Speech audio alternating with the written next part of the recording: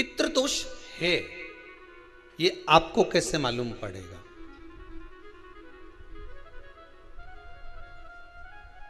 पितृ भूखे हैं इसका तो वर्णन हमने पहले कर दिया कि रात्रि को जब आप सोने के बाद में 1-1.5 घंटे बाद अगर आपकी नींद खुल जाए, 1 घंटा 1.5 घंटा आप सो लिए, उसके बाद जो नींद खुली तो 1-1.5 घंटे तक अगर आपको नींद नहीं आ रही है, रात्रि को सोने के बाद में 1 घंटे बाद जब उठे तो आपको प्यास लग गई,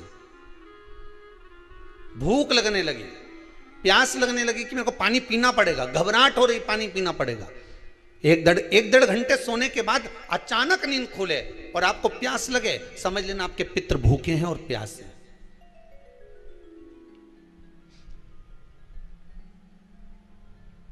वो भूखे और प्यासे हैं, उनको जल की जरूरत है।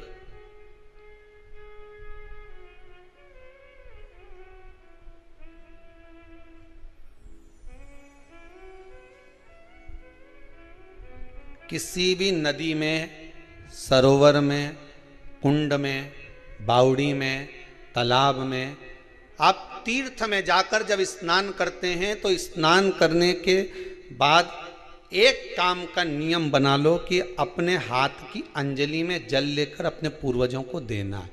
प्यासे रहते हैं, भाग मांगते हैं।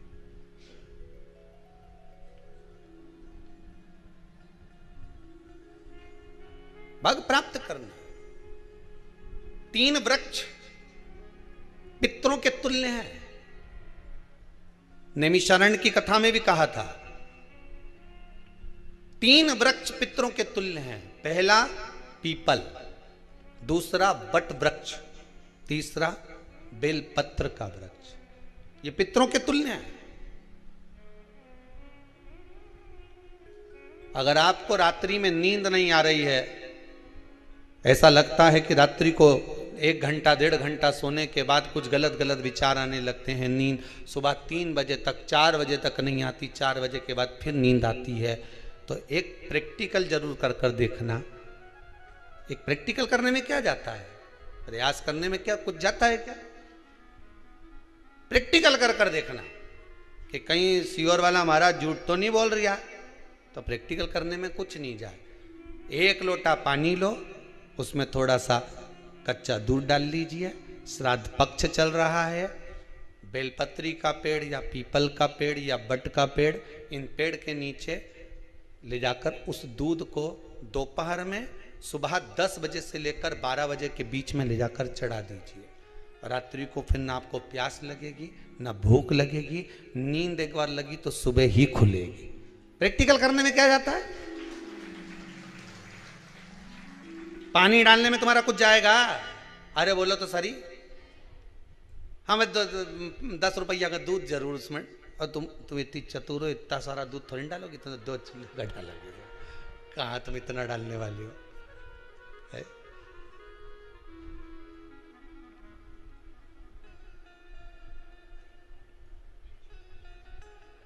कहा बहुत चतुर चतुर लोग हो रहे संसार में हो। भले पूजन पाठ नहीं करे पर कहीं का एकदम मिलने आ जाए ना, क्या अम्मा जी है क्या पाठ कर रही है, फिर वो भी बैठ गई तुरंत, अभी तो सोई थी,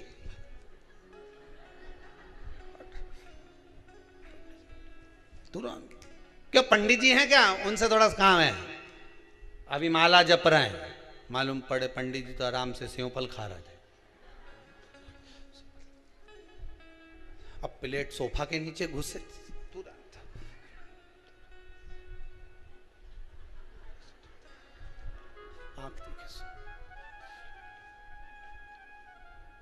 प्रैक्टिकल करने में क्या जाता, कुछ भी नहीं बिगड़ेगा। ये तो बस जल डालोगे तुम्हारा ही कुछ अच्छा हो सकता है, बाबा की कृपा है।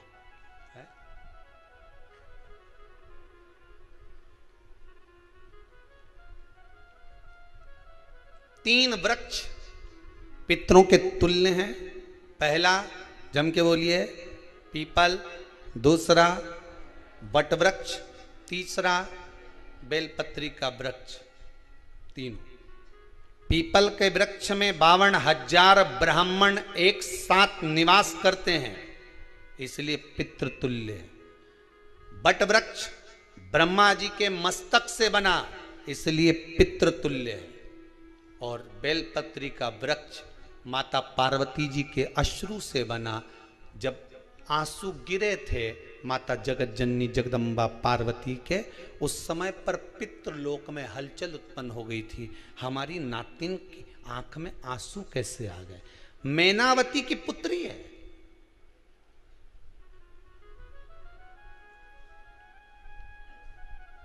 पितरों की नातिन, इसकी अश्रु कैसे गिर गए? पार्वती जी ने कहा ये आंसू नहीं, मेरा पुण्य भाग प्रकट करती हूं बेलपत्री के रूप में। तो पितरों ने वर दिया था कि ये बेलपत्री का वृक्ष हमारा आशीर्वाद है, इसके नीचे अगर कोई दीप लगाता है, शिव को स्पर्श कर चढ़ाता है, उसके पितरों की शांति होगी। हम स्वयं उसको आशीर्वाद देने के लिए पधारेंगे। बेलपत्र का वृक्ष पितृतुल्य।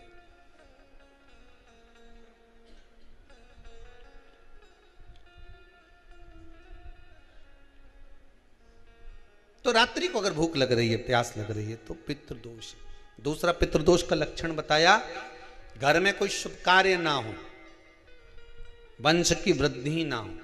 1 रुपये कमाओ, 1.25 रुपये खर्च हो रहे हैं, पैसा 10 जगह से कमाई आ रही है पर घर में टिक नहीं पा रही है, आया गया, पितृदोष है। जरा सी कटोरी पड़ी है, उसके पीछे विवाद चालू हो जाए, पानी ढुल गया उसके पीछे विवाद हो जाए, या छोटी छोटी बात में घर में क्लेश मचा हुआ है, पितृदोष है। समझ लो हमारे पूर्वज हमसे खुश नहीं है, प्रसन्न नहीं। कोई कहता है गुरुजी श्राद्ध बड़े बेटे को करना चाहिए कि छोटे को करना चाहिए? शिव महापुराण की कथा कहती है, अगर जायदाद का पूरा हिस्सा बड़े ने लिया हो और तुमने अपनी माता का दूध ना पिया हो तो एक ही को कर लेने दो। अगर माता का दूध पिया है और अगर एक अंगूठी भी ली है, जरा सा एक कपड़ा भी अगर सास का लिया है, तो श्राद्ध तो तुझे करना ही पड़ेगा, करना ही पड़ेगा। तूने मेरा दूध पिया है तो बिल्कुल जम के तो बोलो। अगर तुमने उनका कुछ खाया है तो अब एक काम और हो सकता है, गुरुजी वो श्राद्ध अगर हम नहीं करें और बड़े भैया करें और हम उन्हीं के यहाँ चले जाएं तो चले जा, मना कौन कर रहा है? पूड़ी का तेल तू ले जा,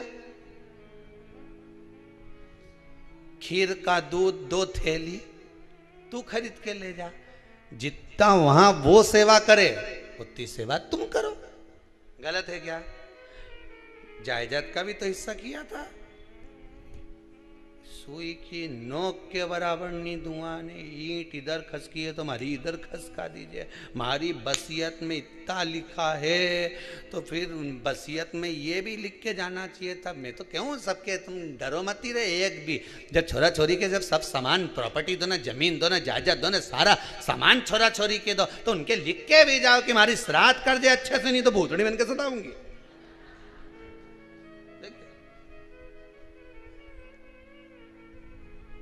श्राद्ध करो। कितना दिया तुमको? बोलो, ईमानदारी से बोलना, कितना दिया? ढेरों। और एक बात बहुत अच्छे से कहूंगा, आप लोगों के जीवन में उतरे। अगर मायके में भाई, मायके में भाभी, मायके के लोग अगर आपके माँ बाप का श्राद्ध नहीं करते हैं तो बेटी भी अपने माता पिता का श्राद्ध कर सकती है। उसने भी दूध पिया है अपने माता पिता का, पर वो श्राद्ध का भोजन कौन कराएगा? बेटी का पुत्र हो, बेटी की पुत्री हो, वो कराए।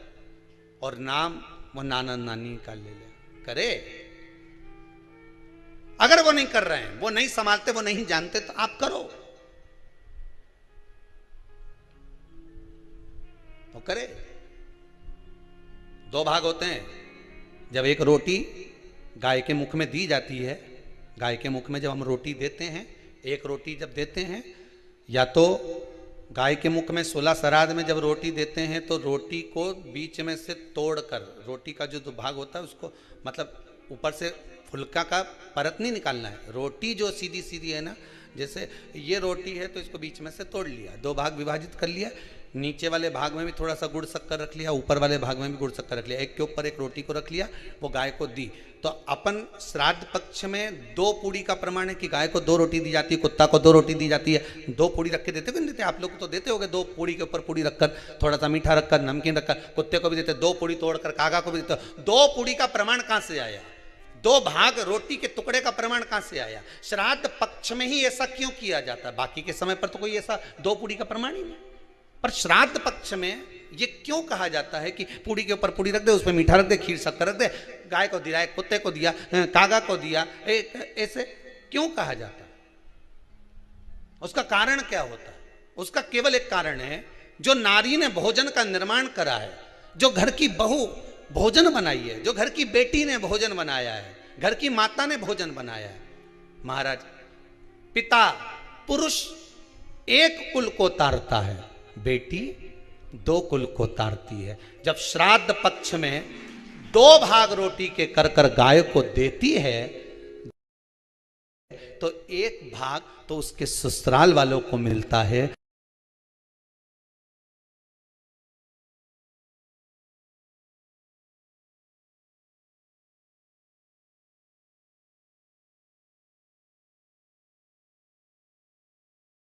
मायके को भी मिले, ससुराल को भी। जब गया जी का पिंड होता है तो नाना नानी सबका स्मरण कराया जाता है। 2 भाग,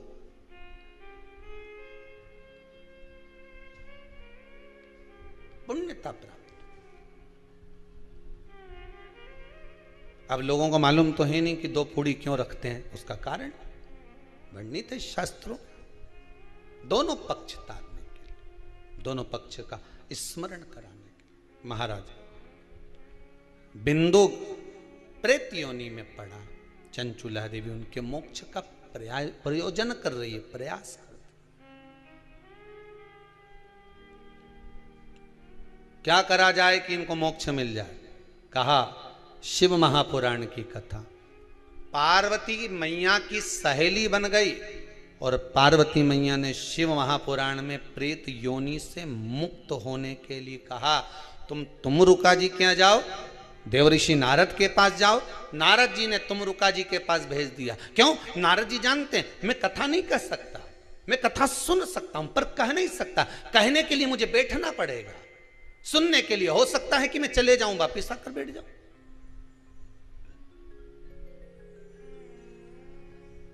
तुमरुका जी से कहा कथा कह दोगे? हाँ, कहने में क्या दिक्कत है, मेरे पति को प्रेत योनि से मुक्त करना है। तुमरुका जी बोलते हैं केवल तुम्हारा पति प्रेत योनि से मुक्त नहीं होगा।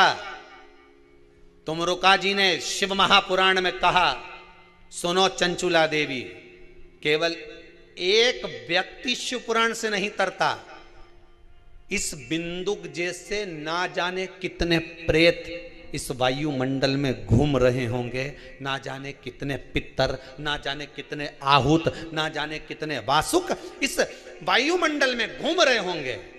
तुम्हारा पति तुमको दिखा नहीं, तुम्हारा बिंदुक तुम्हें कभी नजर आया नहीं, फिर कारण क्या था? बस मन में शांति नहीं है, घर में सारा सुख है पर हृदय में शांति नहीं, समझ लो पितृदोष है। क्या करा जाए? फिर क्या करोगे? महाराज, हृदय शांति, हृदय शांति। केवल एक अकेला बिंदुक शिव महापुराण की कथा सुनकर नहीं तरेगा। तुमरुका जी कहते हैं जिस समय पर मैं शिव महापुराण की कथा कहूंगा, सुनो चंचुला देवी, इस संसार के इस भूमंडल पर मृत्यु लोक में जितने भी जीव इस संसार सागर में भटक रहे होंगे, शिव महापुराण की कथा सुनकर वो भी तर जाएंगे। ये अकेली बिंदु को तारने वाली नहीं है। इस मृत्यु लोक में जो विराजमान, आज भी नियम है महाराज, श्राद्ध का भोजन टेबल पर नहीं कराया जाता। श्राद्ध का भोजन ब्राह्मण को कुर्सी पर बिठाकर नहीं कराया जाता। श्राद्ध का भोजन किसी जाता। श्राद्ध का भोजन आज भी प्रमाण है कि ब्राह्मण के लिए भूमि पर आसन लगना चाहिए और जमीन पर बैठकर कराना चाहिए। तब क्यों? क्योंकि इस भूमि पर बैठकर जब भोजन कराएंगे, इसी भूमि से ना जाने कितने पितृ गए, कितने तर्पण हुए, कितनी तिलांजलि हुई। इसी भूमि से, इस रज से, इस कण से ना जाने कितने जीव चल गए। अब लकड़ी पर या टेबल पर या कुर्सी पर बैठकर ब्राह्मण को भोजन कराने का प्रमाण नहीं है। अब आपका फैशन ज्यादा हो गया तो बात दूसरी है। पंडित जी ऊपर बैठ के खा लोगे क्या? पंडित जी तो बोल देंगे अच्छा है, खिला दो।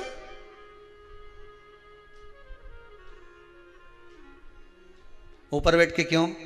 वो झुकने में थोड़ी सी कमर लचक जाए, क्योंकि खीर परसेगी तो झुकना पड़ेगा। अब ब्राह्मण अगर भोजन करने आसन पर बैठेगा, तुम अगर थोड़ा झुककर परसोगी, ब्राह्मण के सम्मुख में आप थोड़ा सा भोजन कराते समय झुकोगी। जरा विचार करिए, यशोदा मैया के घर में संतान नहीं थी।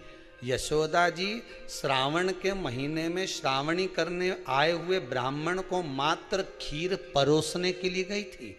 52 साल की उम्र थी, संतान का सुख नहीं दिख रहा था, खीर परोसने के लिए गई। उतनी देर में ब्राह्मणों ने देखा इनके घर में संतान नहीं है, पुत्र भव कह दिया। और यशोदा जी के पति श्री नंदराय जी कह रहे हैं कि बाबा मैं 60 का या 55 की, बाल हो गए धोले और तुम कह रहे हो पुत्र होगा, कहां से होगा? ब्राह्मण कहते हैं ब्राह्मण जब भोजन करता है, भोजन करते समय जब वर देता है, वो वर गलत नहीं हो सकता, कहीं से भी आएगा, पर छोरा तो आएगा। और आया, कहीं से भी आया, पर पुत्र आया, क्योंकि आशीर्वाद दिया था। श्राद्ध पक्ष का भोजन टेबल पर नहीं, कुर्सी पर नहीं, श्राद्ध पक्ष का भोजन ब्राह्मण को आसन लगाकर जमीन पर कराना चाहिए, भूमि पर।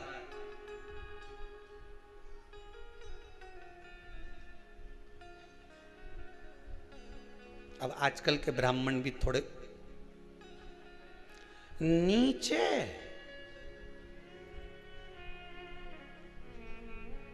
अगर हम टेबल पे ही जिम लें तो जी क्या बोले भी तो क्या बोले, तुम वही बताओ।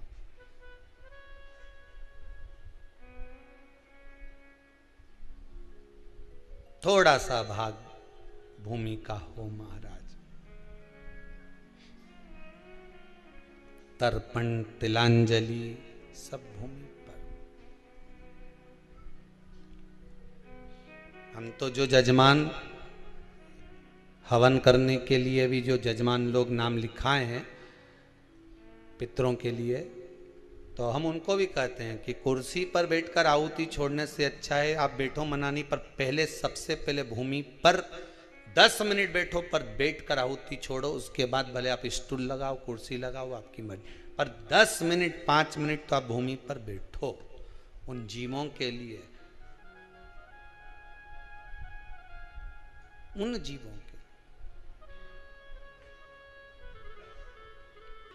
श्री शिवाय नमस्तुभ्यं। विमला दुबे भक्ति चैनल में आप सभी का बहुत बहुत स्वागत है, अभिनंदन है। 8 जुलाई सोमवार 1 लोटा जल विशेष उपाय पंडित प्रदीप मिश्रा गुरु भगवान का तो वर्णन हमने पहले कर दिया कि रात्रि को जब आप घर में पितृ दोष है तो उसके कई संकेत होते हैं। पहला संकेत तो ये होता है यदि आप रात में सो गए हों, सोने के बाद यदि आपको अचानक नींद खुल जाए और नींद खुलने के बाद प्यास लगे या रात में भूख लगने लग जाए, तो ये पितृ दोष के लक्षण होते हैं।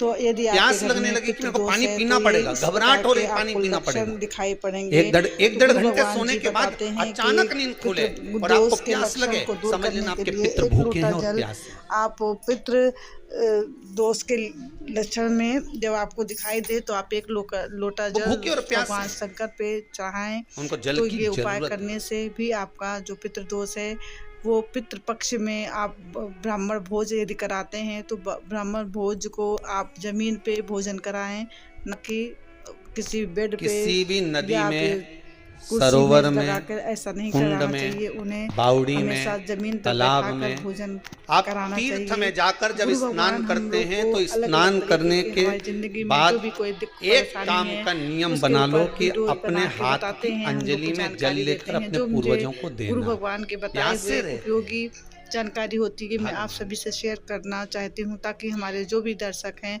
वो इससे कुछ लाभ उठा सकें। तो आप सभी को यदि ये वीडियो अच्छी लगी हो तो जो मेरे चैनल में न्यू हैं वो मेरे चैनल को लाइक करें, सब्सक्राइब करें, कमेंट करें, बेल आइकन दबाना आप लोग बिल्कुल भी ना भूलें। नैमिषारण्य की कथा में भी कहा था करें। और यदि आप लोग कमेंट करके कुछ इसके बारे में जानकारी लेना चाहते हैं, वीडियो में कोई चीज समझ में नहीं आया है तो आप जरूर बताएं। तीसरा गुरु भगवान के बताए हुए हर उपाय ही बहुत उपयोगी होते हैं और यदि आप लोग उस उपाय को करेंगे तो जरूर आपके अगर आपको रात्रि में नींद नहीं आ रही है और दर्शकों ऐसा लगता है कि रात्रि को 1 घंटा 1.5 घंटा सोने के बाद कुछ गलत विचार आने लगते हैं, नींद सुबह 3 बजे तक 4 बजे तक नहीं आती, 4 बजे के बाद फिर नींद आती है, मिसकैरेज हो जाता है। अगर आप प्रेग्नेंट हैं तो ऐसा होने से भी पितृदोष का लक्षण होता है। यदि आप लोग अपने पितरों को श्राद्ध वगैरह करेंगे, ब्राह्मण खिलाएंगे, कहीं सियोर वाला महाराज झूठ तो नहीं बोल रही है,